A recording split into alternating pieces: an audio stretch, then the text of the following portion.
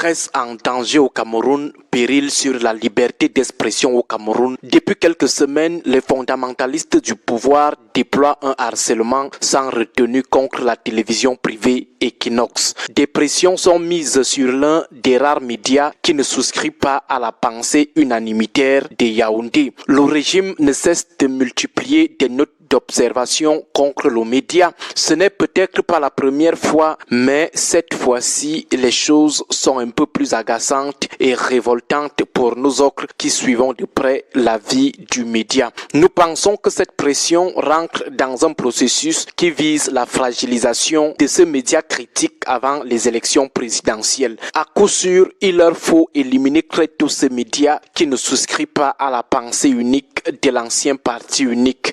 À défaut d'obtenir sa fermeture, le régime voudrait certainement se contenter de l'autocensure en le fragilisant moralement. Maintenant, incapables de passer par ce qu'ils savent faire lorsqu'ils veulent neutraliser des têtes gênantes, ils ont décidé de procéder par des prétextes en passant par un organe qui se dit indépendant. La sanction contre le journaliste Duval Fangwa et son émission Droit de réponse est l'un des premiers coups lancés par les fondamentalistes contre le média. Tout ceci sur la base des fallacieux prétextes utilisés par un organe complètement à la solde du renouveau qu'il a créé pour réprimer insidieusement les libertés, dont la liberté d'expression au Cameroun. Un organe dirigé à coup sûr par des carriéristes dont l'agir est conditionné par le seul désir de plaire et d'obéir à ceux qui les ont faits et qui peuvent les défaire à tout moment. Un organe en charge de régulation d'un corps de métier à l'image de l'Ordre national des avocats ou des médecins ne peut pas quand même avoir pour dirigeants des gens nommés par le pouvoir. Ce sont en principe les pairs qui les choisissent. Ceci garantit l'indépendance de l'organe. Mais chez nous, au lieu que l'organe en charge de réguler le fonctionnement de la presse soit dirigé par des hommes élus par les hommes des médias eux-mêmes, on a plutôt des gens nommés par le pouvoir. Et quel type de pouvoir? Un pouvoir liberticide. Conséquence, on a des gens qui agissent non pas selon les intérêts des médias, mais pour les intérêts de ceux qui les ont positionnés dans cette autre petite mangeoire. Des émissions peuvent être organisées pour insulter, laver, rincer les opposants, y compris sur la chaîne de télévision nationale. Le CNC n'ouvrira jamais sa bouche. Les journalistes peuvent diffuser à volonté des propos insultants d'un ministre. Le CNC ne dira absolument rien. Mais dès qu'un coup de fil vient de ceux qui les ont nommés, immédiatement, tout devient sérieux là-bas.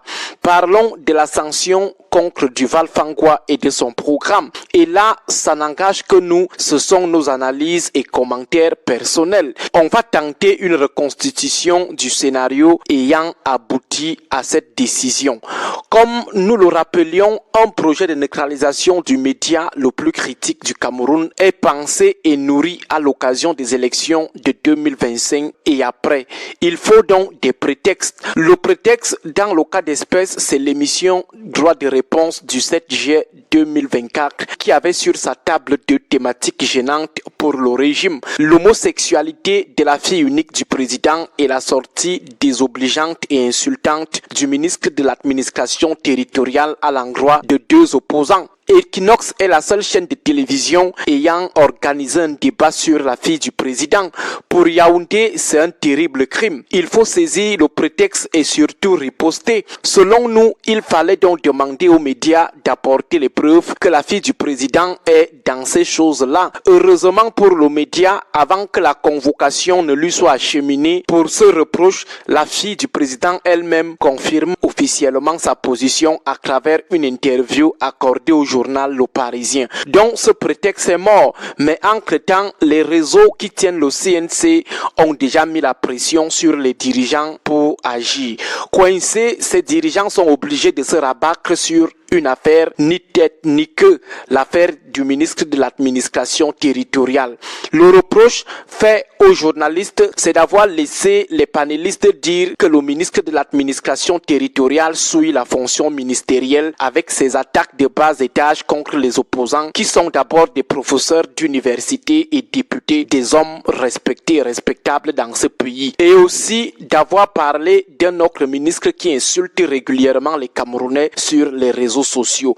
Voilà ce pourquoi Duval et son émission ont été sanctionnés. Les dirigeants du CNC parlent d'incitation à la haine et d'outrage aux institutions. Donc pour eux, un ministre qui insulte régulièrement les gens sur les réseaux sociaux ne suit pas la fonction ministérielle. C'est quand même très rigolo. Ça fait même d'ailleurs pitié. Sentant que l'accusation ne tenait pas, le CNC va aller exhumer une vieille accusation décousue de février réglée tout de même par un droit de réponse. L'affaire du ministre de la Recherche scientifique dont le nom est expressément cité dans le premier rapport de la Chambre des comptes sur la gestion très critiquable de l'argent du coronavirus. Et là où la manœuvre, le forcing est un peu plus flagrant, c'est que dans un premier temps, une note d'observation est envoyée à Equinox. Elle ne parle que de l'affaire du Minat.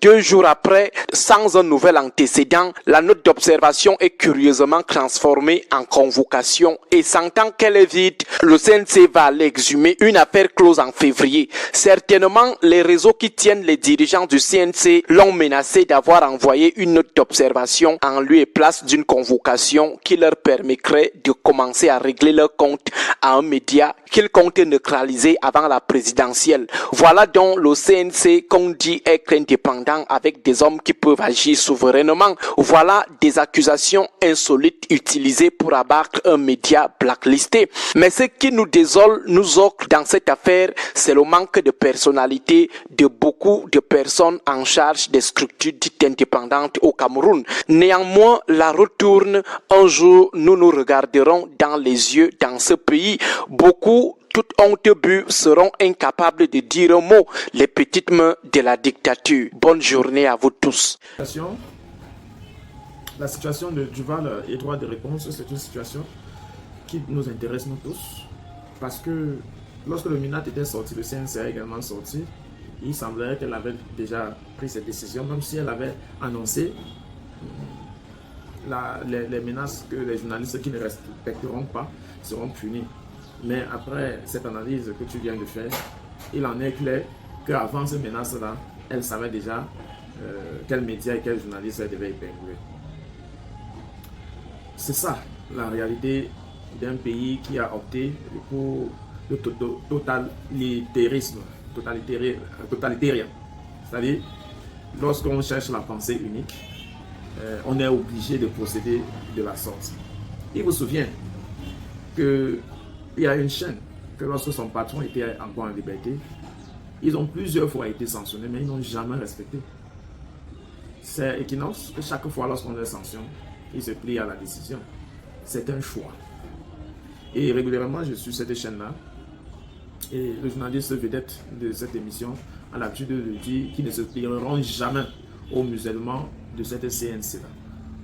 Ça veut dire, si on faisait un vox pop pour recueillir l'assentiment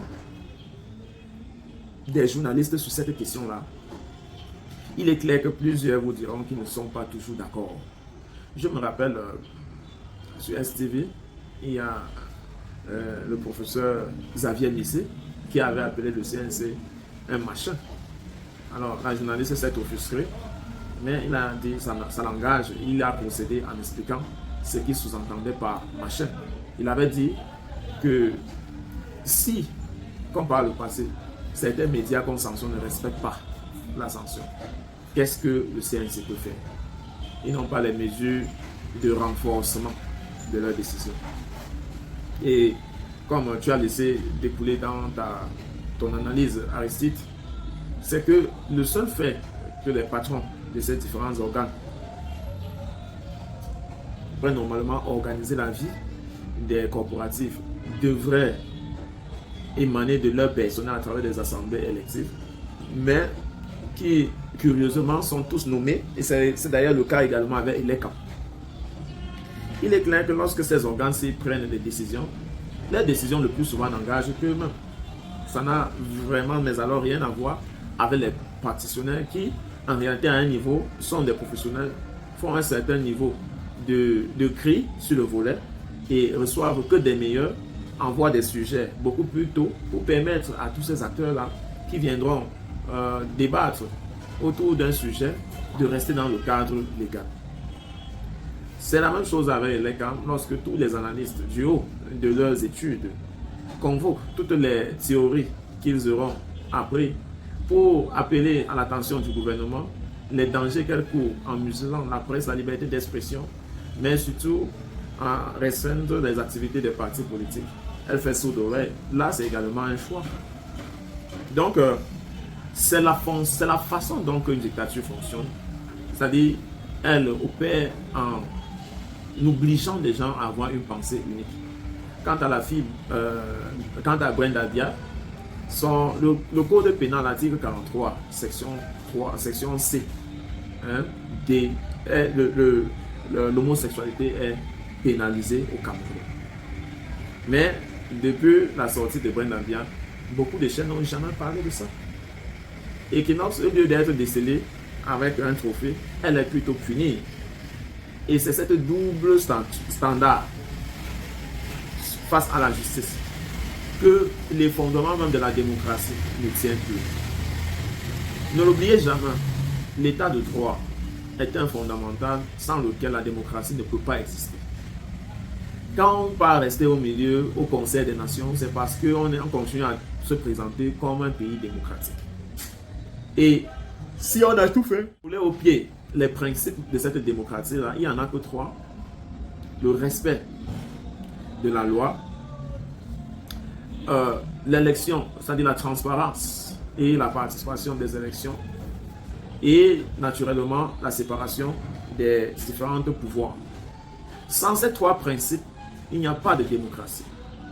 Et museler la presse et des acteurs parce qu'ils ont traité un sujet d'ailleurs inscrit dans les lois qui règlent la société camerounaise, est un choix qui profite au gouvernement en place et qui va à l'encontre de ces traités ou alors du système dans lequel le pays émerge. Le rappeler au gouvernement, c'est le dire, les actes ont malheureusement des conséquences. On est peut-être tout fort à un moment, mais surtout pas tout le temps. S'il faut punir Duval Fangwa, il faut prendre le temps pour écouter ce qui se passe dans d'autres médias. Il y en a qui ne sont jamais doux lorsqu'il s'agit de parler du CNC. Ils disent jamais doux. Et vous ne direz pas que vous n'êtes pas au courant. Vous avez tout simplement fait votre choix et Aristide a bien fait de lier cela aux élections à venir. Mais nous avons le devoir de conduire cette élection-là dans la paix, de permettre aux Camerounais de participer dans la paix et que l'issue de l'élection soit également connue dans la paix. C'est une responsabilité, quel que soit le port dans lequel nous nous trouvons, que nous devons y obéir pour permettre à la prochaine génération de bénéficier de l'héritage durement bâti par nos aïeux et également au prix de lourds sacrifices par notre génération. C'est ça qu'on appelle République et c'est à ça que nous sommes appelés à œuvrer. Merci de partager, merci de continuer à nous suivre, merci de continuer à nous faire foi. À très bientôt.